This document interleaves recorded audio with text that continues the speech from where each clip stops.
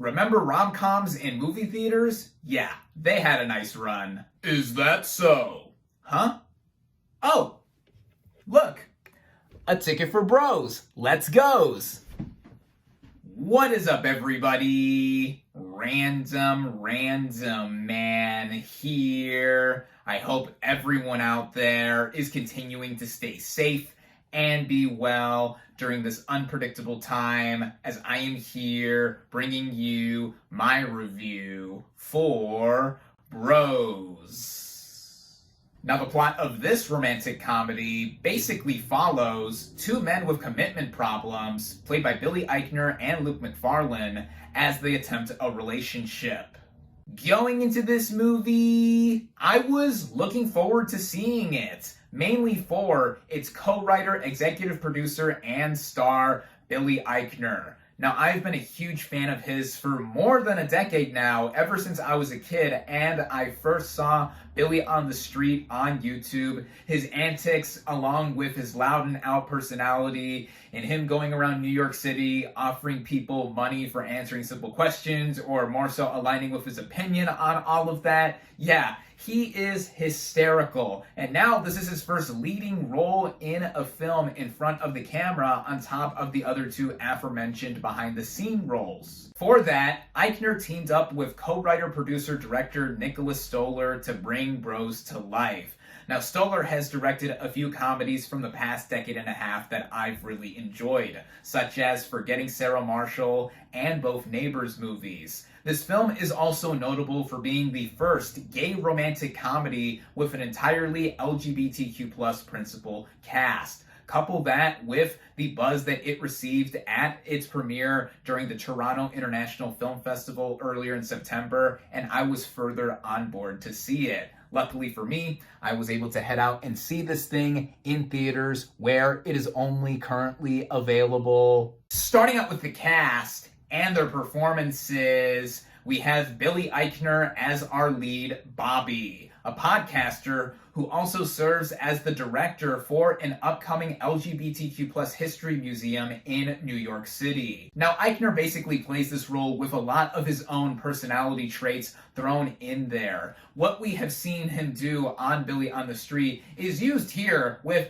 his very unapologetic and scornful attitude. And then there's also more details to him for how he is talking about his own personal experience being a cis gay white man in New York City, and that he is now in his 40s and he's very content with his life, or so it seems. And I think that Eichner and his expert comedic timing helping out a lot with what he does here really is somebody that is holding the movie all together. Then we have Luke McFarlane as his love interest, Aaron, and he's basically the almost total opposite of Bobby for how he is personally a more built individual, and he downplays his sexual orientation more than Bobby does. And it seems like opposites attract in this case, because both of them here have quite a lot of chemistry with one another. Just their interplay and how they are both kind of cynical about the dating scene for various reasons, and then also when they are together, it is the obvious big through line that carries this movie all together in being a rom-com, and I enjoyed seeing them together. And there's also a supporting cast here with a lot of other colorful individuals that do make impressions, such as all the members of the museum board that Bobby is on,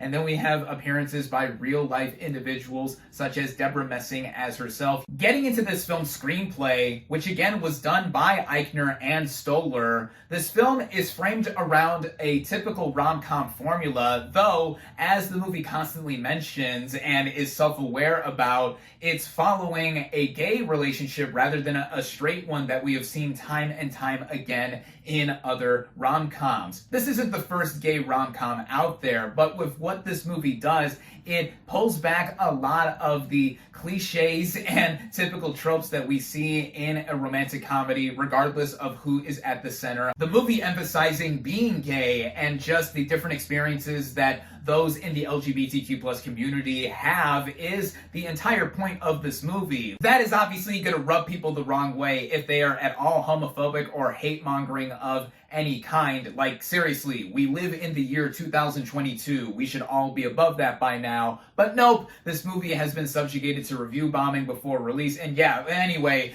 with what this movie does in its entire point and what it also does in being a romantic comedy, I think it succeeds in many areas. On the romantic side, this movie is very romantic in seeing how the chemistry between our two leads is built up and expanded upon throughout the narrative. And then as a comedy, wow, this is a hilarious movie. This is one of the funniest films I have seen all year thus far, and it balancing both of those together to be that respective genre does it in a way that does feel refreshing in some areas, whether they be situational or also getting more to the heart of the film. It just makes for an easygoing and even enlightening experience to view, to see how even in a fictional context, how relatable gay relationships are to almost anyone. Everyone's romantic or love life is different, but there are similar trials and tribulations that we all go through when finding love or navigating being in a relationship. It is all put together well in terms of directing by Stoller and how we see the focus of this relationship expand and also getting into various side plots, going into everything relating together.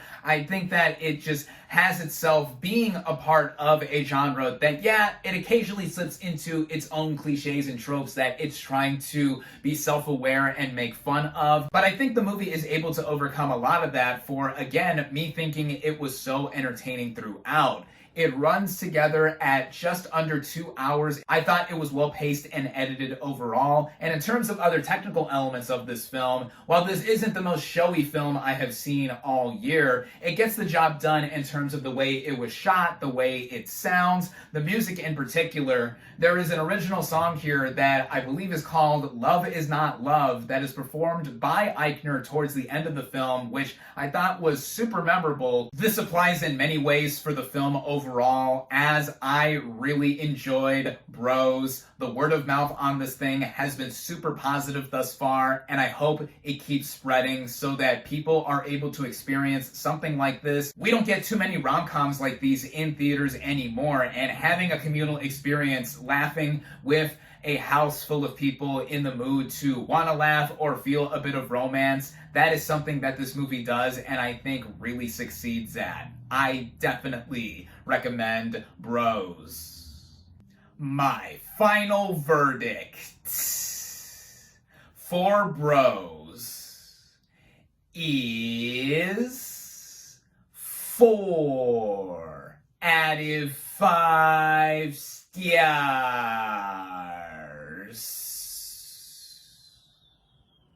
Thank you all, as always, for watching. Be sure to like this video, comment on what you thought of Bros, social media links in the description, subscribe to my channel for more, and I'll catch you on the next movie review.